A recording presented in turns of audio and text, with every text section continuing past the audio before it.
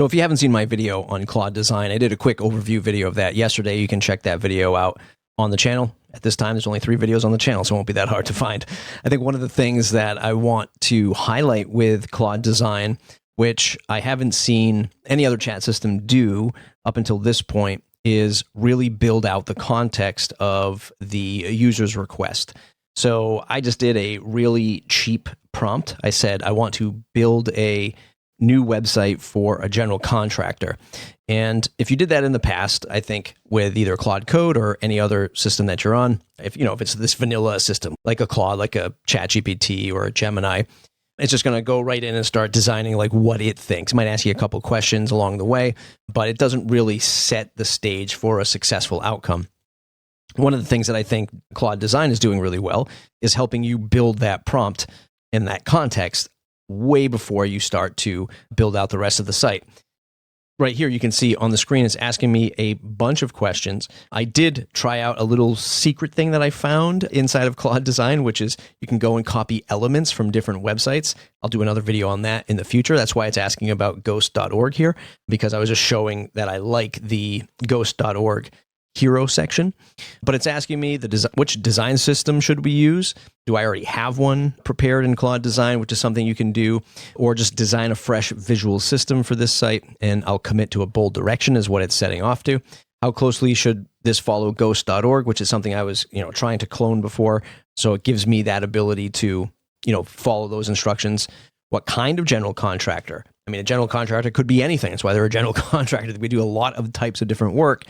It's already knowing with the context that it knows about general contracting and asking you to provide more context around that. Company name and tagline, if you have that. Basically, what it's doing is asking you all of those important questions that successful outcome it's going to take to get that successful outcome. How many projects are in the portfolio with a nice intuitive slider to change that number. So it's the little things that add up to what people have been calling prompt engineering for so long. It's one thing to use any of these chat systems as like a search and reference tool or sort of like a Q&A kind of qualifying question thing. But when you can build out the prompt, you're going to have a lot more success, not even with design, but with a lot of the other stuff that you might be doing. So I really like that they're putting this context building into the design, because the design designing with AI has always been tricky. User interfaces with apps, full-on websites, logos, other graphics, slideshows. It all looks easy from the outside because you can just punch in a prompt and send it on its way. And it's like, hey, look what it built for me. And it feels like really cool. But it's never like amazing stuff. I think Claude Design is really headed in the right direction. And I'm sure like all these other AI platforms, everyone else will follow suit. So I just wanted to point that out, that the context building and the prompt building in Claude Design is really what's probably going to make it shine, along with the other options on the other side once you start to design out a website like this.